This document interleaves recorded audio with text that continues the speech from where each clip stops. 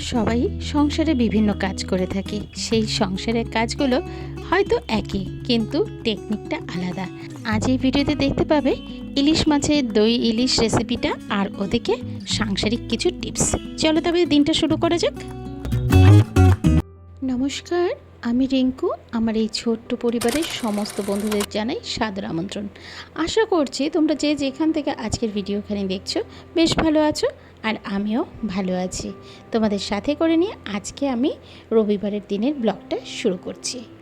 সকাল থেকে উঠেই দেখছি ঝমঝমিয়ে বৃষ্টি পড়ছে। কী আর করা, চা খেয়ে লেগে পড়লাম কাজে। সকালবেলা উঠেই আগে জল খাবারের আমাদের আয়োজন করতে হয়, নাহলে সঠিক সময় যদি না দিতে পারি তাহলে ছেলে তো সঠিক টাইমে পড়তে যেতে পারবে না। এই দায়িত্বগুলো কিন্তু আমাদের প্রত্যেকটা মেয়েরই থাকে। তাদেরকে সঠিক সময় সঠিক জায়গায় সঠিক গন্তব্যস্থলে পৌঁছতে হবে। তো সেই কাজটা কিন্তু আমরা মেয়েরাই বেশিরভাগ দেখে থাকি। যাই হোক, সকালবেলা আজকে বানাচ্ছি আলুর পরোটা, তবে কিন্তু আমি তেল দিয়ে সেঁকিনি। এটা গতকালকে করেছিলাম, মানে কিছুটা লেচি বেঁচে ছিল, সেটাকেই সকালবেলা করে নিলাম।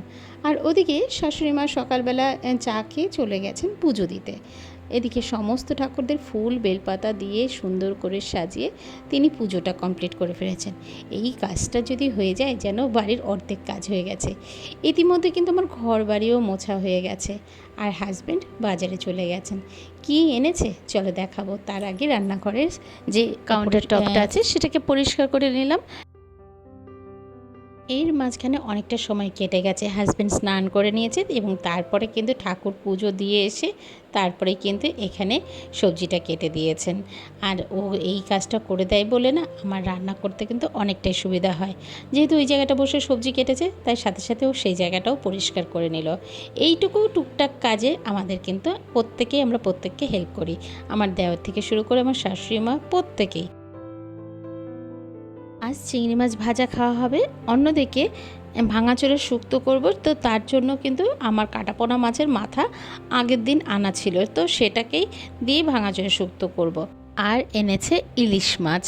এই বর্ষার ইলিশ মাছ খেতে কিন্তু খুবই ভালো লাগে, এত সুস্বাদু হয়। আর এই সময় যেন গন্ধটা একটু অন্যরকম। আর জানো তো, ইলিশ মাছ যখনই কেউ কিনবে না, ওর মাথাটা দেখবে সরু আর পেটের দিকটা দেখবে চওড়া, সেই রকম ইলিশ মাছ খেতে কিন্তু খুব টেস্টি হয়। আর এদিকে আমি এখন মশলা একটা করে দিচ্ছি, যেখানে জিরে গুঁড়ো, হলুদ গুঁড়ো, লঙ্কার গুঁড়ো দিয়ে একটু ভিজিয়ে রাখলাম। আর ইলিশ মাছের মধ্যে দিলাম নুন, হলুদ, লঙ্কার গুঁড়ো আর সর্ষের তেল। এই দিয়ে ভালো করে মাখিয়ে রেখেছি। এটা প্রায় ঘন্টাখানেক থাকবে। ততক্ষণ অন্য রান্না করতে থাকে। এখন যে রান্নাটা করছি এটা হচ্ছে ভাঙাচোরা শুক্তো।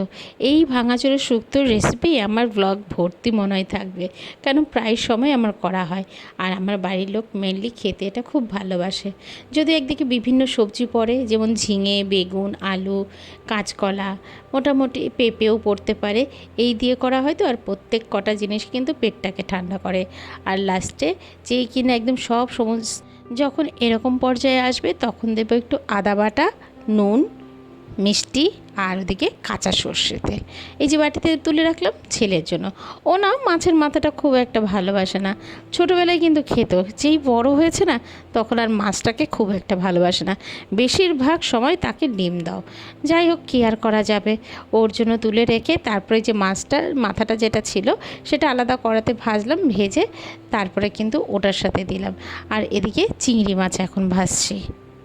আমরা কিন্তু প্রত্যেকেরাই এক একজন গৃহকর্মে একদম নিপুণা হয়ে উঠেছি। মানে এত সুন্দর করে আমরা প্রত্যেকেই কাজ করি, কারোর কাজ না দেখালেও হয়। তবে এই সোশ্যাল মিডিয়ার দৌলতে আমরা কিন্তু সেইগুলোকে শেয়ার করতে পারি। কেউ যদি মনে করো আমি ব্লগ করতে চাই বা এরকম ভিডিও আমিও করতে চাই, অবশ্যই নেমে পড়ো।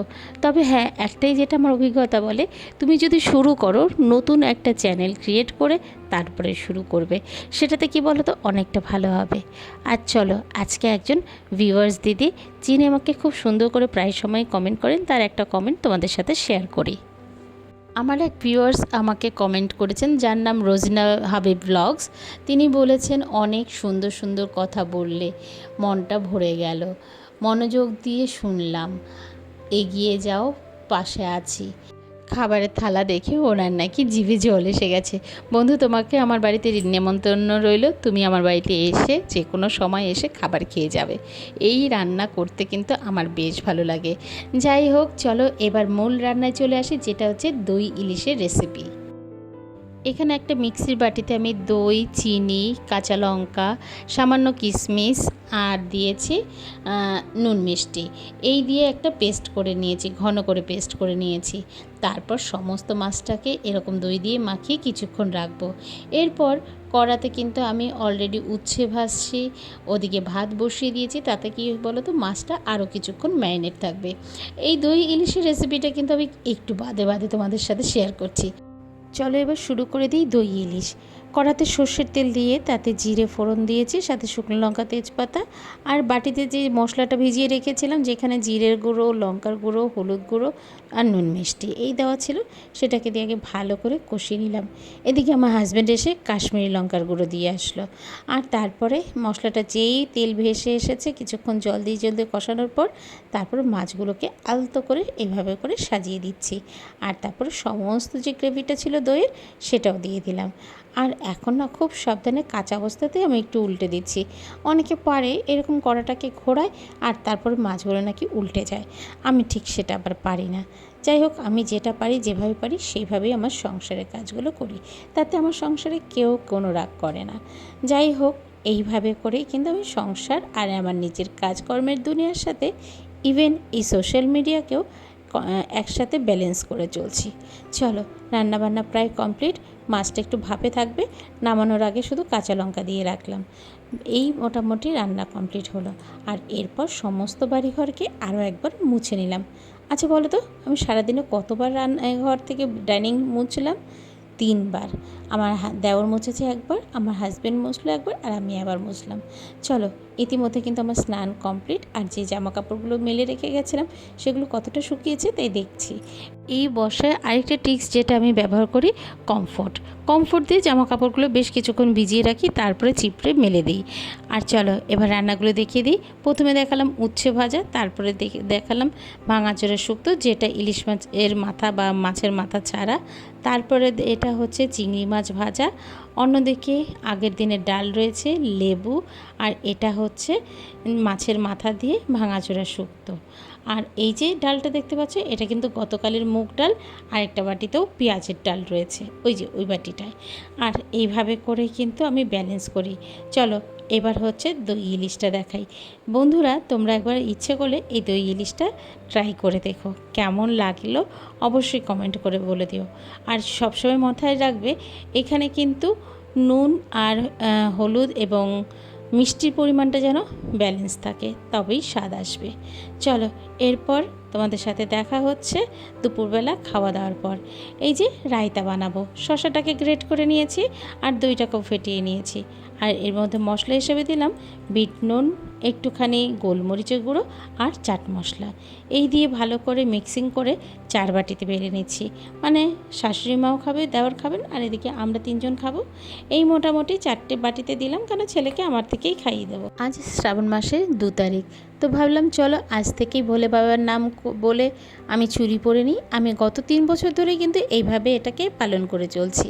আর এই যে দেখছো চুড়ি পরার ট্রিক্স, প্লাস্টিক ভরে তারপরে চুড়িটা আমি গলাই। তাতে কি বলো তো, চুড়িগুলোও ভাঙে না আর হাতেও খুব একটা লাগে না। যাই হোক, এরকম ছোট ছোট টিপস কিন্তু আমার এখানে অনেক দেখতে পাবে। এই পর্যন্ত ভিডিও দেখে কোনো অংশ যদি ভালো লেগে থাকে, প্লিজ একটা লাইক কমেন্ট করে দিয়ে যাও। আর তুমি যদি আমার চ্যানেলের নতুন বন্ধু হয়ে থাকো, চাইলে চ্যানেলটাকে সাবস্ক্রাইব করতে পারো। আর অলরেডি যদি তুমি করে রেখেছো, তোমাকে অসংখ্য ধন্যবাদ। সবাই বেশ ভালো খেলেছে, আর স্পেন তো বল পায়ের থেকেই সরায়নি। আর আমাদের আর্জেন্টিনার যে গোলকিপার ছিল, সেও কিন্তু প্রত্যেকটা গোল খুব সাবধানতার সাথে সেভ করেছে। আজকে কিন্তু সেটারই ভিডিও একটা তোমাদের সাথে শেয়ার করছি। চলো আজকে এখানেই শেষ করছি। ভালো থেকো, সুস্থ থেকো। আবারও তোমাদের সাথে চলে আসবো খুব শীঘ্রই নতুন কোনো গল্প নিয়ে। আর জানো তো, তোমাদের সাথে এই গল্প করে সময় কাটাতে আমার বেশ ভালো লাগে। চলো, এই খেলা দেখতে দেখতে কিভাবে গোলটাকে সেভ করলো সেটাকে দেখাচ্ছি, আর ভিডিওটা শেষ করলাম। টাটা।